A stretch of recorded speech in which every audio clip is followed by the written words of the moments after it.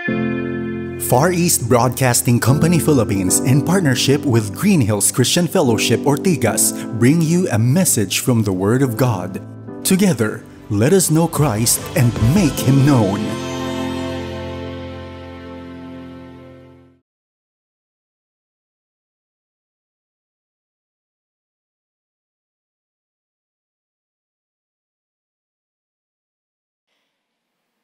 Panatilihin po natin nakabukas ang ating mga Biblia sa Luke chapter 1. Tayo po ay manalangin.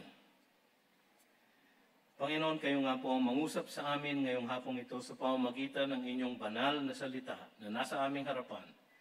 Nawa, Panginoon, ang tinig ninyo ang aming marinig. Ang marinig, hindi lang ng aming mga tainga, kundi ng aming mga puso. At sa gayon, Panginoon, baguhin mo ang bawat isa sa amin at maging masunurin nawa kami sa inyo. Sa inyong sasabihin sa amin sa hapong ito. Sa pangalan ni Jesus. Amen. Ang title po ng mensahe ngayong hapong ito ay Isang Panimula at Isang Propesiya. Para sa inyo na sumusunod sa outline ng mensahe, meron pong English and Tagalog outline po.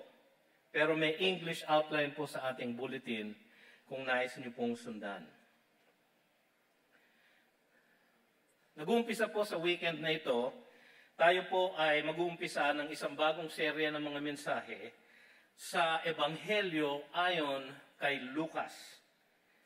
Makikita natin dito sa Ebanghelyong ito ang isang maingat na kasaysayan ng buhay at ministeryo ng ating Panginoong Hesukristo na isinulat ng kaisa-isang hentil na New Testament writer na ang minamahal na si Dr. Luke.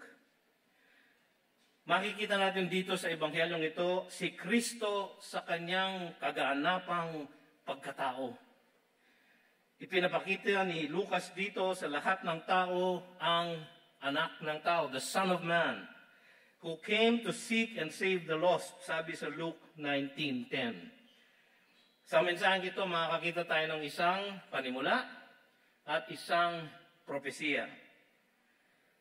Hindi pinakilala ni Luke ang sarili niya dito sa kanyang ebanghelyo at doon sa aklat ng mga gawa na siya rin ang sumulat. Alam natin na itong ebanghelyong ito at ang mga gawa ay sinulat niya sapagkat sila ay ipinadala niya sa iisang tao. Ang pangalan niya si Theophilus. Makikita natin yun sa verse 3 na ating binasa kanina. To write an orderly account for you, most excellent Theophilus. Makikita din natin ito sa Acts chapter 1, verse 1. Ang sabi noon ng sumulat, in the first book, O Theophilus, I have dealt with all that Jesus began to do and teach. So pareho ang sinulatan niya dahil pareho ang sumulat. Makikita din natin, kung babasahin po natin ang aklat ng mga gawa, magmula sa Acts 16 hanggang sa halos katapusan ng Acts, yung pong kasama ni Pablo ang sumulat ng mga gawa.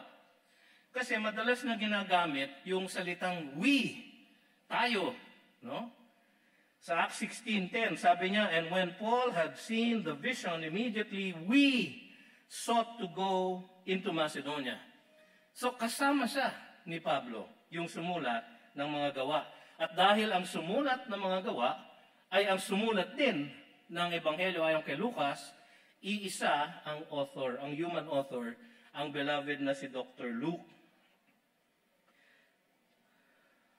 Taglay din ang tradisyon at ng kasaysayan, nagkakaisa ang lahat na si Luke nga ang sumulat nitong ebanghelyong ito. Kahit yung pinakamaagang koleksyon ng mga New Testament na aklat, yung Muratorian Canon, na nung AD 170 pa ibinuklod. At kahit na yung ibinuklod na canon ng isang heretiko, no? Si Marcion, nung AD 135, ang may akda daw nitong ebanghelyong ito ay si Lucas. Nagkakaisa din yung mga early church fathers si Irenaeus, na si Lucas nga ang author. Sinabi din ni Eusebius tsaka ni Jerome na si Luke daw ay mula o pinanganak sa Syrian Antioch. Naalala niyo ba yon sa ating serye nung Missions Month, di ba? Yung Syrian Antioch, doon po nagmula ang first missionary journey. Doon po ipinadala si Pablo, si Saul, tsaka si Barnabas, di ba? Doon daw po nagmula si Luke. Marahil, doon niya nakilala si Paul. Marahil din, doon siya nakarinig ng mabuting balita ng kaligtasan at doon din siya nakakilala sa ating Panginoon. Siya ay binanggit 3 beses lang sa buong New Testament. Ang una ay sa Colossians chapter 4, na kung saan, sabi ni Paul, kasama daw niya si Luke, the beloved physician. Alam natin na siya ay hentil, sapagkat sa Colossians 4, verses 10 to 14, meron pong mga binanggit si Pablo na mga kasama niya. Si Aristarchus, si Mark, at si Justus. Sila daw po ay the only men of the circumcision among my fellow workers for the kingdom of God. Datapwat sila yung mga Hudyo na kasama ni Pablo. Tapos binanggit din niya si Epaphras, tapos binanggit din niya si Luke and si Demas. So sila naman yung mga hentil na fellow workers ng ating Apostol Pablo. Kaya alam natin na siya ay manggagamot, alam natin na siya ay hentil. Alam natin na siya ay edukado sapagkat nakapagsulat siya ng ganitong historical account. Ang huling banggit sa kanya, ang susunod na banggit sa kanya ay sa Philemon verse 24, kung saan siya ay pinangalanan among Paul's fellow workers, mga kapwa manggagawa ni Pablo. So alam natin na siya ay misyonero din. So hentil siya na manggagamot, mahal na mahal ni Pablo, beloved physician ang tawag sa kanya, at siya ay misyonero din. Ang huling banggit sa kanya ay nasa 2 Timothy 4:11, kung saan nagsabi ng hinanakit si Pablo sapagkat malapit na siyang mamatay. Ito na ang huling sulat niya. At ang sabi niya sa 2 Timothy 4:11, Luke alone is with me. Si Lucas lang ang kasama ko ngayon. Wala na akong ibang kasama, sabi ni Pablo. At yun ay bago siya pinatay. So makikita natin sa lahat ng mga banggit na ito na si Lucas ay isang hentil na misyonero, na doktor, na kasama ni Pablo magmula ng second missionary journey hanggang sa siya'y mamatay. Isang tapat na lingkod ng Panginoon. So tingnan natin yung prologue, yung panimula, no? Yung prologue na kanyang sinulat. Verses 1 to 4 yan. Inumpisahan ni Lucas ang kanyang ebanghelyo ng isang maliwanag na panimula. Na sabi ng maraming komentaryo ay sinulat sa formal classical Greek. No, katulad natin, meron tayong pang-araw-araw na Tagalog. Meron din Tagalog na malalim at mas formal, di ba? Yung mga salitang walang kapararakan, no? Yung mga ganung klaseng salita na kahit kayo hindi nyo naintindihan, no? Formal Tagalog po 'yon. Ang ibig sabihin nun, hindi maabot, no, sa regular Tagalog. Yung first 4 verses ng Luke, sinulat sa classical Greek. Bakit? Sapagkat lahat ng historical document noon na may kredibilidad ay merong ganitong prologue na classical Greek ang umpisa. Anong objective ni Luke? Para ipakita niya sa lahat na ang kanyang ginawang kwento ay hindi kwentong kutsero lang, kundi isang historical document na maaasahan ng lahat ang katotohanan. So makikita natin dito sa kanyang panimula, ang isang salaysay ng mga bagay na naganap mula sa mga saksi at ministro ng salita. Isang salaysay, a narrative of things accomplished. Nagmula sa eyewitnesses and ministers of the word. Verse 1, inasmuch as many have undertaken to compile a narrative of the things that have been accomplished among us, sabi niya. So nung sinabi niyang there were many others, sabi niya many, Inasmuch as many have undertaken, sinasabi niya na hindi lang siya ang sumulat tungkol sa Panginoong Hesus. Ang sinasabi nga niya, ang kanyang maingat na salaysay na ito ay isang kumpirmasyon ng sinulat ng iba. Marahil, nakausap din niya si Matthew saka si Mark. Kasi kakontemporaryo naman niya yung mga yan. No? At nakilala niya yan sa pamamagitan ni Apostle Paul. Siguro nakausap niya si Matthew at si Mark at nag-compare notes sila sa kanilang salaysay tungkol kay Kristo Jesus. Kaya nga about 60% ng Lucas ay makikita niyo rin sa Matthew saka sa Mark. At dito, napagtagni-tagni niya ang katotohanan. Nakumpirma niya ang katotohanan tungkol kay Kristo sa bibig ng 2 o 3 saksi. Hindi ba gano'n ang standard ng Old Testament? Na ang katotohanan ay na-establish sa testimonyo ng 2 o 3 saksi. So, meron ng Matthew, meron ng Mark, meron pang Luke, at of course, alam natin lahat, meron pang John. So, merong 4 na mapagkakatiwalaang saksi tungkol sa katotohanan ng pagkabuhay ni Kristo at lahat ng kanyang ginawa para sa atin. Yung sinabi niya, things that have been accomplished among us, tinutukoy niya yung mga bagay na nangyari sa buhay ni Kristo Jesus. At yung pagkakasabi niya sa original language, ang dating ay, ang Diyos ang nag-accomplish nito. Kasi nga, sabi ng iba, bigla na lang lumitaw si Kristo Jesus, tapos siya ay na-misunderstand, tapos siya ay nilitis, unfairly, tapos siya ay pinatay sa krus. So isipin ng iba siguro, ito ay in-accomplish ng masasamang tao. Pero sabi ni Luke dito, all of these things were accomplished among us. Kaya sinabi among us para malinaw na marami pang taong buhay noong panahon na yon ang makaka-establish ng katotohanan na kanyang sinulat. Ito ay isang panimula. Kanyang unti-unting ipinakikilala yung konsepto na ang Diyos ang nagplano at nagsagawa ng kaligtasan ng tao sa pamamagitan ng kanyang anak na si Jesus. Yang salvation na yan, yang one way to God, no? ay in-establish, tinaguyod ni Lucas sa kanyang buong gospel.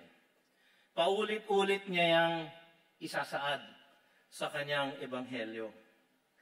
Sabi niya sa verse 2, just as those who from the beginning were eyewitnesses and ministers of the word have delivered them to us. So, ang sinasabi niya dito, ang ultimate source, ang pinanggalingan ng kanyang otoridad na totoo itong kinikwento ko sa inyo ay eyewitnesses and ministers of the word. Wala nang mas tiyak pa sa eyewitness. Nakita nila mismo ang Panginoon. Nakasama nila mismo ang Panginoon. Nakaulayaw nila ang Panginoon. Nakaliig nila ang Panginoon. Sila ay tinuruan ng Panginoon. At ang kanyang mabuting balita ng kaligtasan ay isinalin sa kanila ng Panginoon. Datapwat sila ay naging ministers of the word. Mga alipin, mga lingkod ng salita ng Diyos. Ito, ang tinutukoy dito ay yung 12 na original disciples. Yung 11 na natira, makikita natin ang pangalan nila sa Acts chapter 1, verse 13. Meron pong 11 names doon. No? Si Peter, si John, si James, si Andrew, si Philip, si Thomas, si Bartholomew, si Matthew, si James, the son of Alphaeus, si Simon the Zealot, and Judas the son of James. 11 po sila. Tapos sa verse 26 ng Acts 1, sabi doon, and they cast lots for them, and the lot fell on Matthias. So siya yung pumalit kay Judas. At naging 12 sila muli. Alam din natin na si Apostol Pablo ay hinirang na isang apostol ni Kristo mismo sa daan papuntang Damasco sa Acts chapter 9. Inulit din niya ito sa 1 Corinthians 15 verses 8 and 9. Na siya daw ang the least of all the apostles dahil kanyang pinersecute ang church. Pero siya ay apostol din. So ang lahat ng mga ito ang naging sources ni Luke. Kumbaga, para siyang isang news reporter at kanyang kinonfirm, finact-check. Yan ang usong salita ngayon. Finact-check niya ang lahat ng kwento tungkol kay Jesus sa bibig ng mga nakakita kay Jesus, tinuruan ni Jesus, at hinirang ni Jesus na kanyang mga lingkod. Si Luke mismo, hindi niya inangkin na siya ay isang apostol. Ang kanyang otoridad ay galing sa mga apostol. Ngunit siya mismo, hindi niya sinabi na siya ay apostol. Hindi nga niya pinanggit ang pangalan niya sa buong gospel niya. Alam natin na siya ay tapat na kasama ni Pablo sa kanyang missionary journeys. So malamang si Pablo ang kanyang primary source ng information tungkol kay Jesus at sa nangyari sa kanyang buhay. Kay Pablo niya narinig siguro ang ebanghelyo. Si Pablo siguro mismo ang nagkwento sa kanya kung ano nangyari kay Jesus, kung anong ginawa sa kanya, kung paano siya nabuhay na maguli, at kung paano siya nagturo. Marahil din, nakausap nga niya, katulad na sinabi ko kanina, yung ibang apostol, si Peter, si John, si James, si Mark, si Matthew. At meron siyang ibang kwento rito na nagsasabi sa atin na nakausap din niya si Mary, yung ina sa lupa ng ating Panginoon. Sapagkat dito sa Luke, at dito lang sa Luke, naka-record yung awit ng pagpupuri ni Maria, yung Magnificat. Aralin po natin yon, no? Tapos, dito rin po matatagpuan yung account tungkol sa kapanganakan ni John the Baptist. Pag-aaralan natin yun, maya-maya. Datapwat, nakausap niya si Mary, nakausap niya si Zechariah, yung tatay ni John the Baptist, at nakausap niya si Elizabeth, yung kanyang ina. So yan ang una, isang narrative na galing sa mga eyewitnesses. Sapagkat ito ay isang maayos na salaysay para sa isang kaibigan ng Diyos upang makatiyak tayo sa itinuro sa atin. Yan ang pangalawang punto. Verse 3 and 4. It seemed good to me also, having followed all things closely for some time past, to write an orderly account for you, most excellent Theophilus, that you may have certainty concerning the things you have been taught. Yan po ang pakay ng kanyang pagsusulat. Dito rin po nakakalagay kung sino ang kanyang sinulatan. Nakikita dito sa verse na ito yung pagnanais ni Lucas na may bahagi ang isang tiyak at accurate na narrative, na kwento tungkol kay Jesus at kanyang ginawa sa atin. Dito, dinedeklara niya na may pag-iingat. Sabi niya, having followed. Sabi niya dun sa verse 3. Having followed, traced out, tinrace niya. Ang ibig sabihin ng salita na yun, having followed, tinrace niya, fully understand. Buong-buo niyang naunawaan. So maingat ang kanyang pagre-research.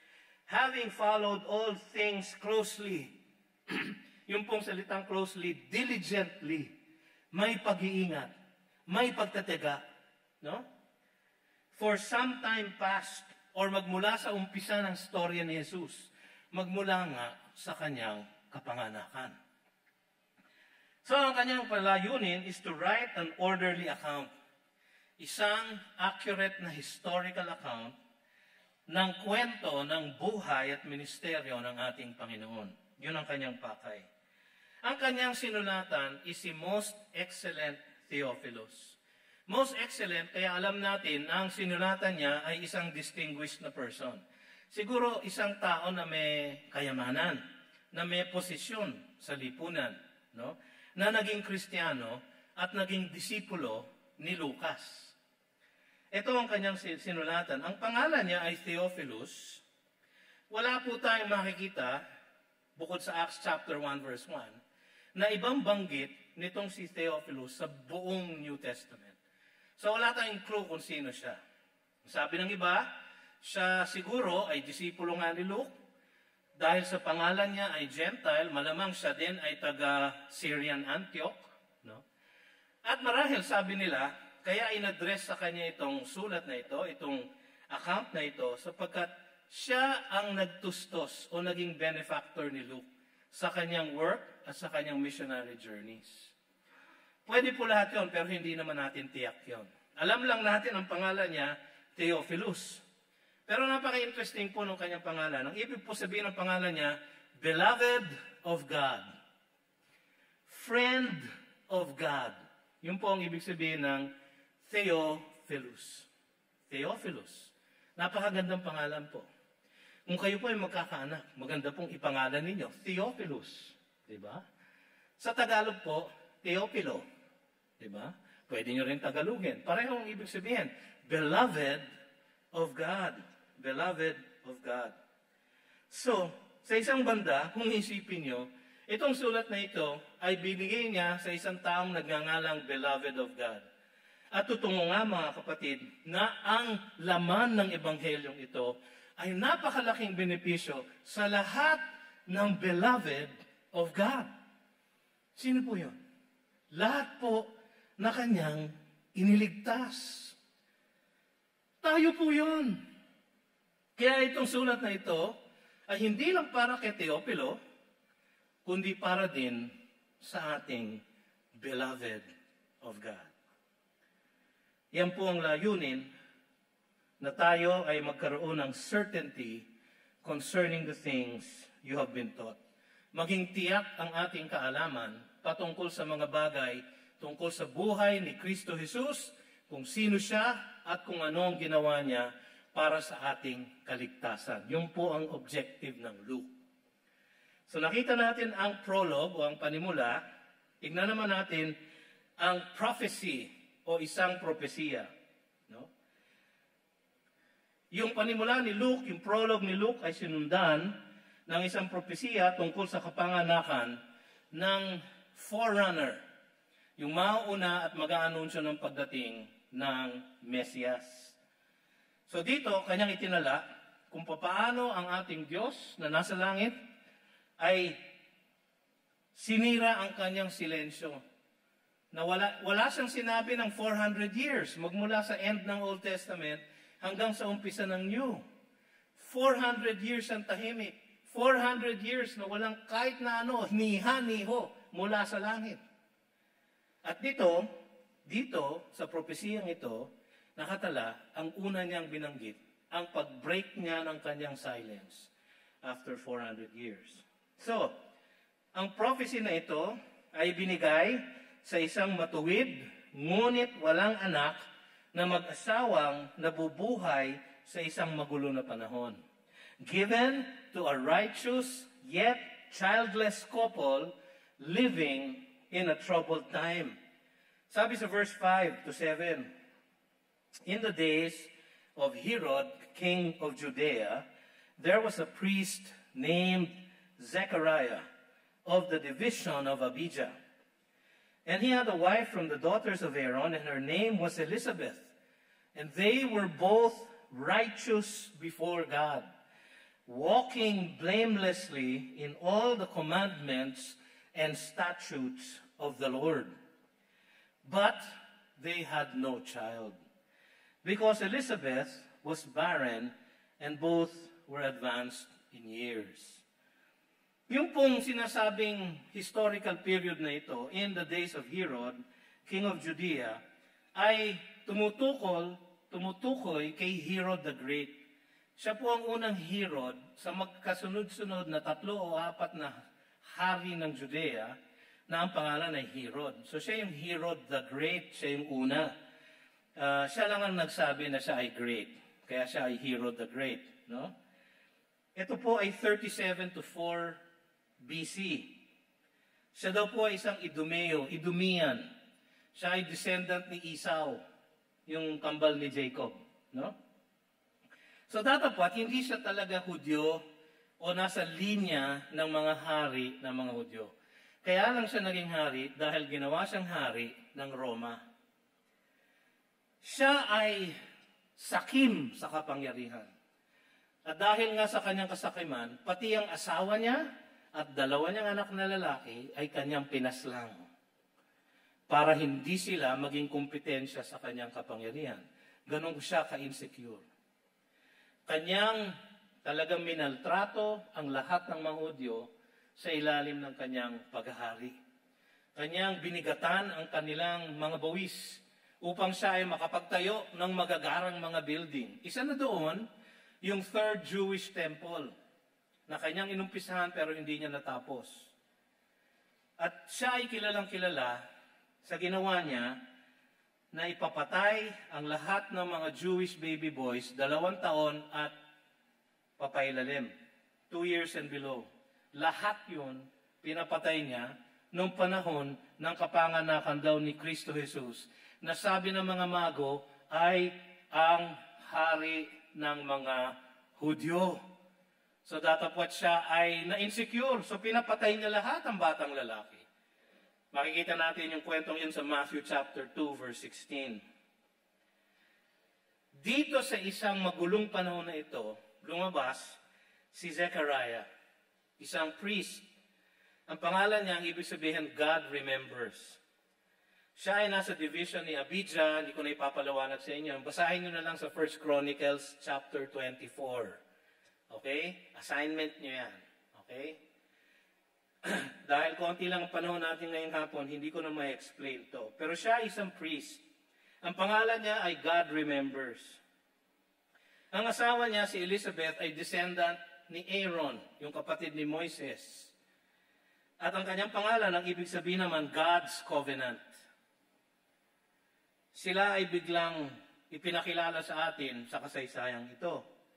At ayon dito, sila ay walking blamelessly in all the commandments and statutes of the Lord.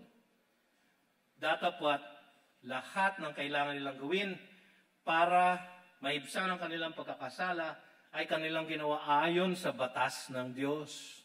Sila ay masunurin sa Panginoon. Pero ang sabi din dito, they were both righteous before God. Pansinin niyo na sinabi muna yun ni Lucas, sabi niya sa verse 6, and they, si Zechariah at si Elizabeth, were both righteous before God. Tapos may comma. Walking blamelessly in all the commandments and statutes of the Lord. Magkahiwalay yung kanilang pagiging righteous before God sa kanilang paglakad na blameless sa batas ng Panginoon. Ano ang ibig sabihin nun? Yung salitang righteous, doon sa they were righteous before God. Yung salitang righteous doon ay dikaiosune. Ang isang translation nun sa English ay justified. So pwede niyong sabihin, they were justified before God. Saan kaya nakuha yung konsepto ng justification? Nakuha niya yon kay Pablo, na matagal niyang kasama sa mission field. So sabi niya, sila, they were justified before God, saved by grace through faith. Pareho ng lahat ng mananampalataya kay Jesus. At dahil sila ay justified before God, they were walking blamelessly in all the commandments and statutes of the Lord. Dahil sila ay justified, they were walking blamelessly. Dahil sila ay righteous, they were walking blamelessly. Isang makikita natin dito, kung merong isang couple na dapat sana'y biniyayaan ng anak, dapat sila. Pero ang sabi ng ating account, verse 7, they had no child because Elizabeth was barren, and both were advanced in years. So, napakalaking problema nito para sa kanila. Pero hindi ito problema para sa Diyos. Alam na natin ang ibang kwento ng isang matandang couple na binayaan din ng Panginoon ng sarili nilang anak. So, makikita natin yun maya-maya. So, itong prophecy na to, pangalawa, ay ibinigay sa isang banal na lugar ng isang makalangit na mensahero upang tuparin ang sinaunang pangako. It was given in a holy place by a heavenly messenger to fulfill an ancient promise. Basahin po natin verses 8 to 17.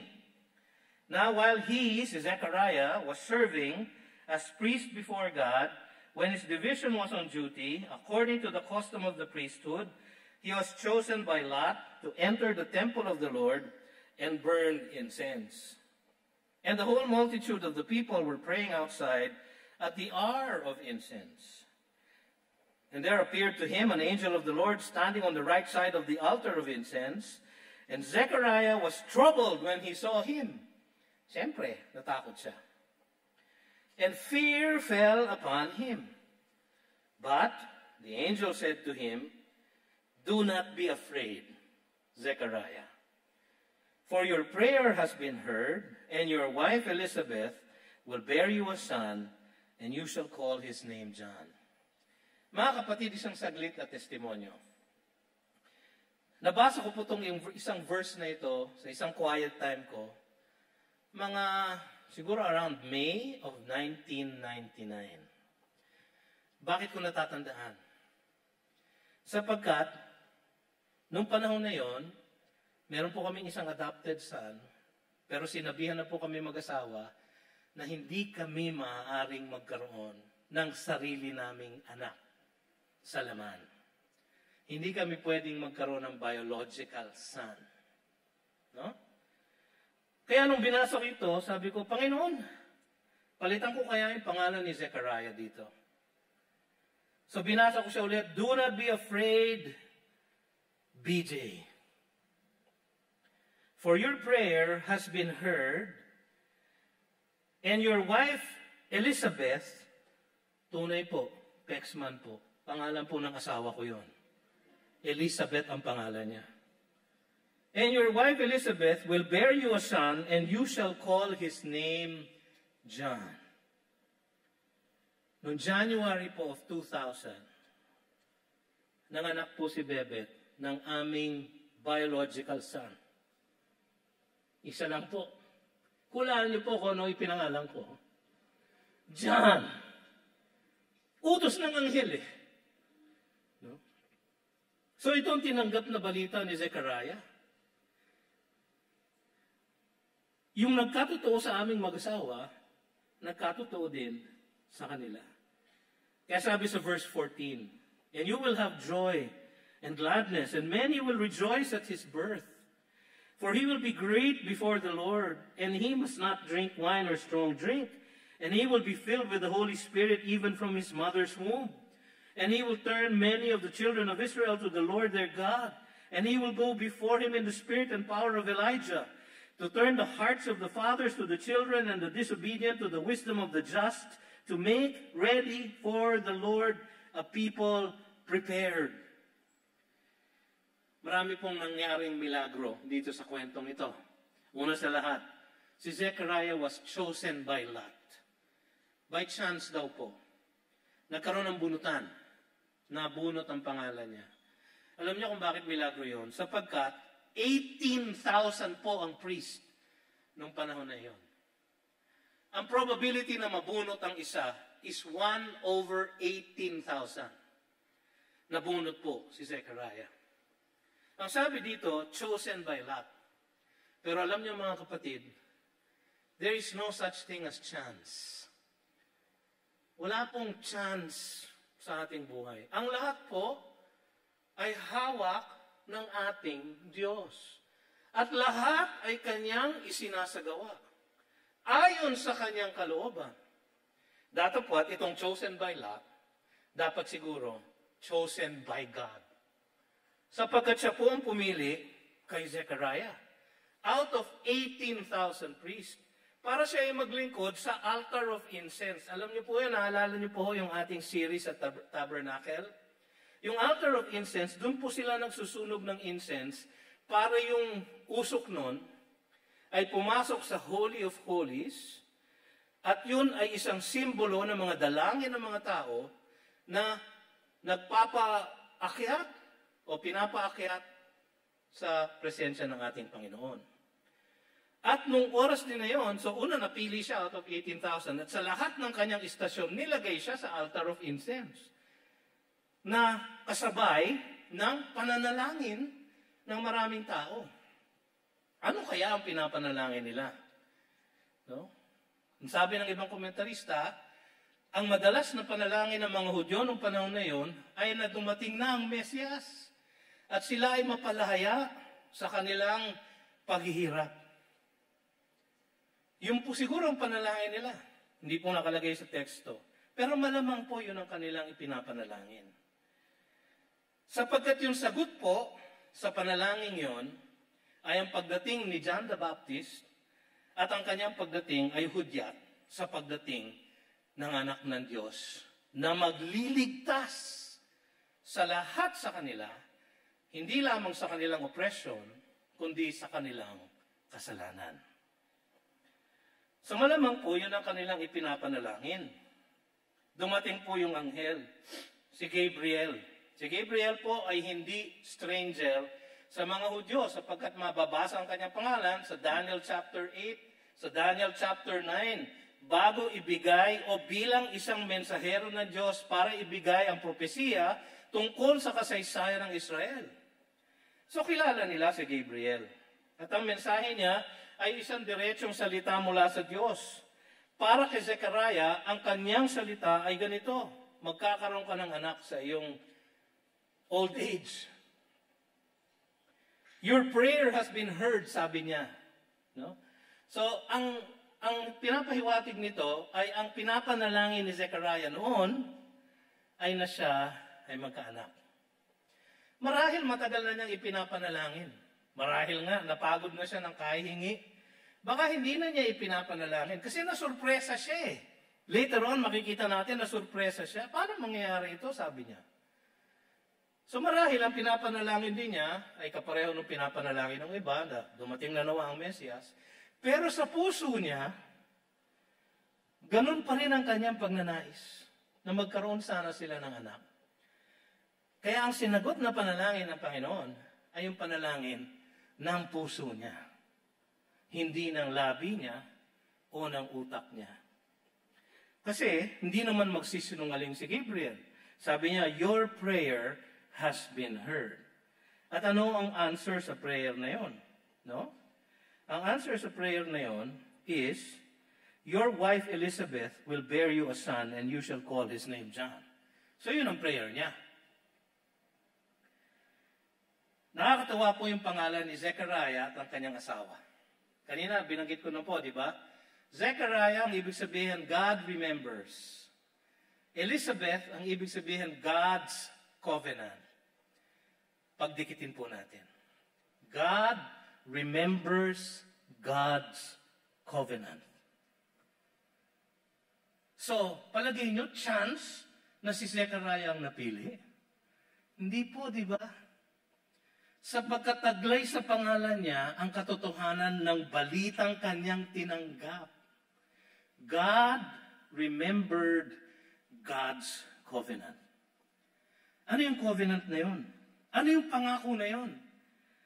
Sinabi ng Panginoon sa pamamagitan ng propetang si Isaiah, sa Isaiah 40 verse 3, a voice cries in the wilderness, prepare the way of the Lord, make straight in the desert a highway for our God. Isang propesiya tungkol sa isang darating na tao na i-anunsyo ang pagdating ng anak ng Diyos, ang servant of the Lord, na siyang magliligtas sa kanyang bayang Israel.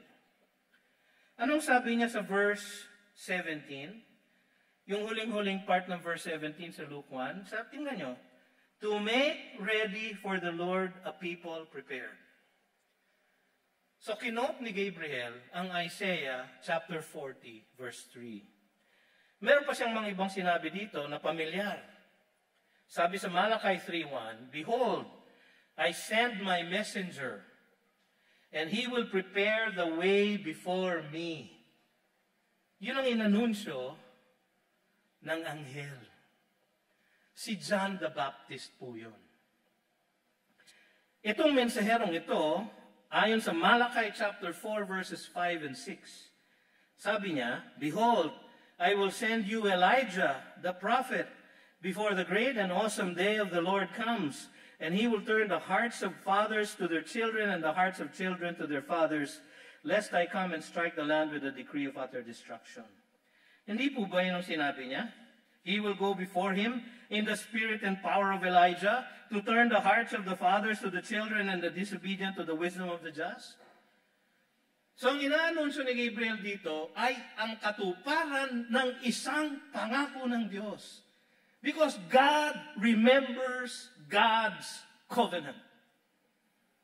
Ang sinasabi niya po dito, ang ating Diyos ay isang tapat, hindi nagbabago at palaging nagtutupad ng lahat ng kanyang pangako sa lahat ng kanyang mga hinirang.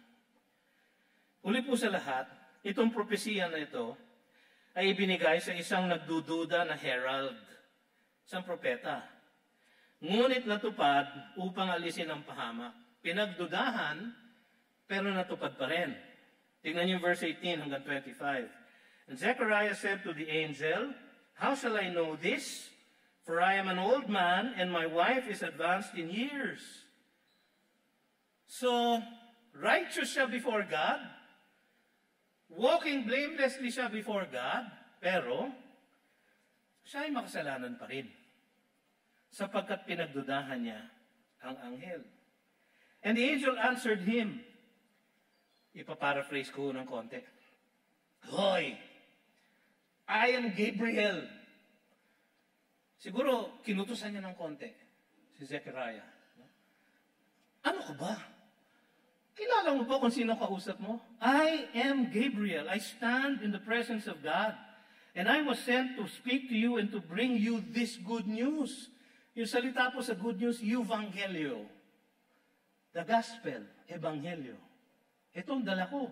Dala ko ang ebanghelyo. "And behold, dahil nga sa kanyang ginawa, you will be silent and unable to speak until the day that these things take place, because you did not believe my words, which will be fulfilled in their time." Papaliwanag ko po ito mamaya. "And the people were waiting for Zechariah, and they were wondering at his delay in the temple. And when he came out, he was unable to speak to them. And they realized that he had seen a vision in the temple, and he kept making signs to them and remained mute. And when his time of service has ended, he went to his home. After these days, his wife Elizabeth conceived, and for 5 months she kept herself hidden, saying, Thus the Lord has done for me in the days when he looked on me to take away my reproach among people." Ano nangyari dito? Nagduda si Zechariah. Hindi siya lubos na naniwala sa magandang balita na dala ng anghel. Hindi ito bago sa Diyos. Naalala nyo, binanggit ko kanina, na meron ding isang matandang couple na biniyayaan ng Diyos na sarili nilang anak. Hindi po kaming mag-asawa. Si Abraham at si Sarah. Nung binalita ng Diyos kay Abraham na siya ay magkakaanak, ganito po ang kwento. Genesis 17, verses 16 to 17. "I will bless her," si Sarah. "And moreover, I will give you a son by her. I will bless her, and she shall become nations. Kings of peoples shall come from her." Nagkatotoo po ito. Ang buong bayan ng Israel ay nagmula kay Isaac. Pero, anong reaksyon ni Abraham? "Then Abraham fell on his face." Akala nyo, siya ay mag-worship, no? Hindi. "He fell on his face and laughed." Yung salita pong laugh, yitzak. Parang katsing po, no? Yung po ang word para sa laughter. Kaya yun ang naging pangalan ng kanilang anak. Isaac. "He fell on his face and laughed and said to himself, Shall a child be born to a man who is 100 years old? Shall Sarah, who is 90 years old, bear a child?" Si Abraham, nagduda rin. Pero natuloy pa rin. Sila ay binigyan ng anak. Si Zechariah, nagduda. Pinagdudahan niya yung announcement ng anghel na mula sa presensya ng Diyos. Alam niyo mga kapatid, ang pagdududa at ang hindi paniniwala sa salita ng Diyos ay isang malubhang kasalanan. Dahil dyan, yan ang kasalanan na magdadala ng mas maraming tao sa impyerno. Kapag hindi tayo naniniwala na ang kanyang mga kautusan ay para sa ating kabutihan, tayo ay lalabag sa mga kautusan na ito. Kapag hindi natin pinaniwalaan ang kanyang mga pangako na siya ay tunay na magpo-provide para sa atin, maghahanap tayo ng seguridad sa mga bagay ng mundong ito ng sanlibutan at hindi tayo aasa sa kabutihan ng Diyos. Kapag hindi natin pinaniwalaan na siya ay nagbigay ng isang tanging daan para sa ating kaligtasan, tayo ay hahanap ng ibang daan, ibang relihiyon, ibang mga mabubuting gawa para tayo ay mapunta sa langit. Imposible po yun. Sapagkat iisa lang po ang daan patungo sa Diyos. Ang pananampalataya sa ating Panginoong Hesus at sa kanyang ginawa para sa atin sa krus. Pinarusahan yung hindi paniniwala ni Zechariah. Ang parusa sa kanya, hindi siya makapagsalita. Ngayon, katulad ng mga kasama natin na merong hearing impairment, sila po, marunong sila mag-sign language. Si Zechariah po, hindi siya marunong. Kaya, nung siya'y lumabas, kung ano-ano po ang kanyang ginawa, hindi siya makapag-communicate. Binigyan siya ng mabuting balita, hindi niya pinaniwalaan, kaya ang ginawa ng anghel sa kanya, tinanggal ang abilidad niyang ibalita yung mabuting balita. Sandali lang naman po. Kasi later on sa verses 67 to 79, ay talaga namang nung magluwag at makapagsalita muli si Zechariah, nagbigay siya ng isang propesiya, isang awit ng pasasalamat, isang awit ng pagpupuri, na napakaganda. Huwag po kayo mag-alala, hindi po natin naaralin ngayon. Pero dadaanan po natin yon. Si Elizabeth naman, nagtago siya ng 5 buwan. Bakit kaya 5 buwan? Well, sabi ng iba, pagkatapos daw ng 5 buwan, halata na yung baby bump. Nagtago siya ng 5 buwan, siguro, para pag-ingatan yung sarili niyang pangangatawan. Matanda na nga naman siya, at una niyang anak. So, baka maselan yung kanyang pregnancy. So, natago siya. Naalala ko tuloy ang nangyari sa amin ni Bebet. No? Kasi alam niyo mga kapatid, nung siya po ay nabuntis, hindi ko po pinapanalangin na siya'y mabuntis. Meron pong ibang mga babae sa church namin ang nananalangin para kami ay magkaroon ng sarili naming anak. Ang panalangin ko lang po kay Bebet, Panginoon, dahil po siya'y nagtitrain noon sa National Kidney Institute. At dahil sa training niya, napaka-intense po. Napapansin ko, hindi na po siya nakakapag-quiet time. So ang dalangin ko lang sa Diyos, Panginoon, sana naman maibalik mo ang quiet time ng aking asawa. Yun ang aking panalangin. Ang sagot ng Panginoon, bubuntisin ko ang asawa mo. At magiging maselan ang kanyang pagbubuntis. At dahil nga maselan yung pagbubuntis ni Bebet kay Jamie, napilitan siyang mag-quit sa kanyang training sa National Kidney Institute. Huwag po kayong mag-alala, natapos pa rin po niya. No? At siya po ay mahusay na nephrologist. No? Natapos niya yung training niya. Pero 1 taon siya nawala. Wala siyang magawa, kundi magbasa ng Bible niya at mag-quiet time. So sinagot ng Panginoon, yung maliit na dalangin ko, sana mabalik ang kanyang quiet time.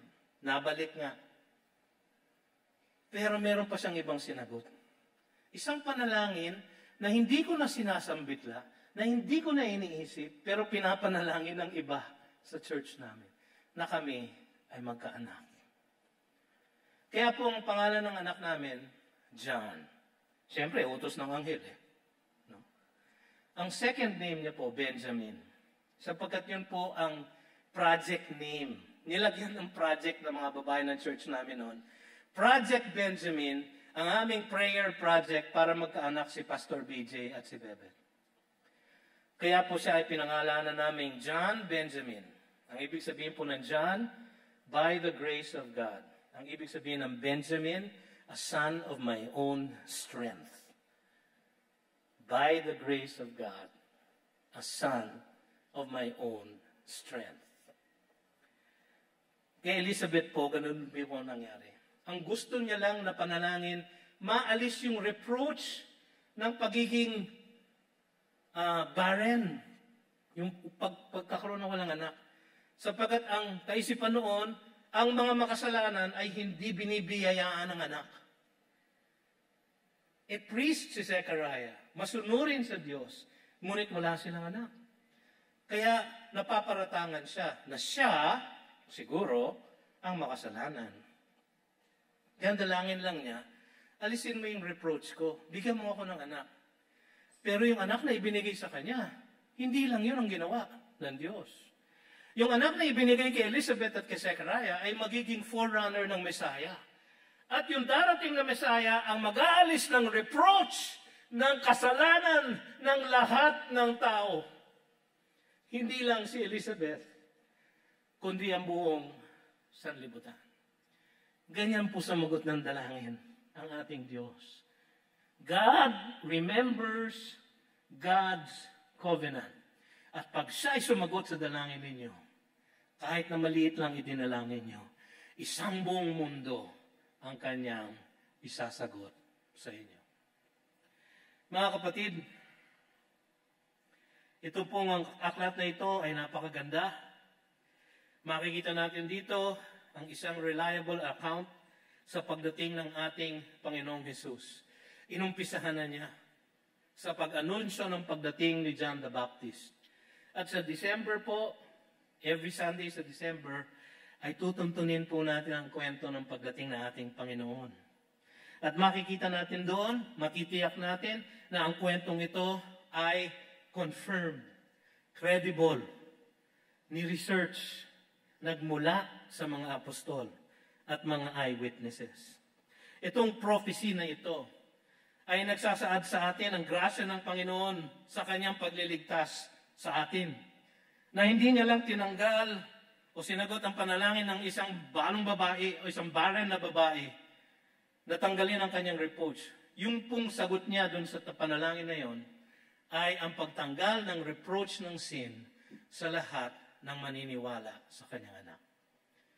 Yan po ang mensahe ng Diyos sa hapong ito. Tayo po ay manalangin. Panginoon, marami pong salamat sa inyong mensahe sa amin sa hapong ito. Kayo nawa, Panginoon, ang magtanim nito sa aming puso't isipan at magsagawa nito sa aming mga buhay. Upang sa aming pang-araw-araw na buhay, huwag namin pagdudahan, O Diyos, ang inyong salita. Huwag namin pagdudahan, O Diyos, ang kabutihan ng inyong kautusan. Huwag namin pagdudahan, O Diyos, ang kasiguraduhan ng inyong mga pangako sa amin. Huwag namin pagdudahan, Panginoon, ang kapangyarihan ng kaligtasan na iyong ibinigay sa pamamagitan ni Kristo Jesus para sa bawat isa sa amin. Nawa, Panginoon, ito ay maalala namin sa tuwi-tuwi na that God remembers God's covenant. At kayo ay tutugon ayon sa inyong kalooban. Sa pangalan ni Jesus,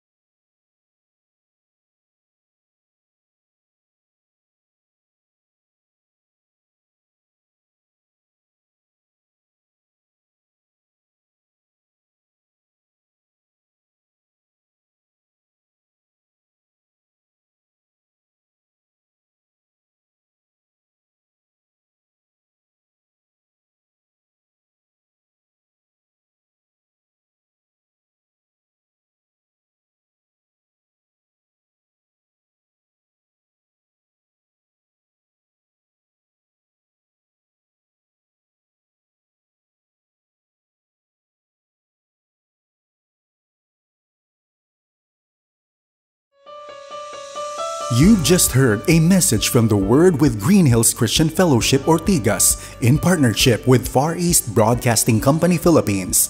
We hope you can join us next week. God bless you.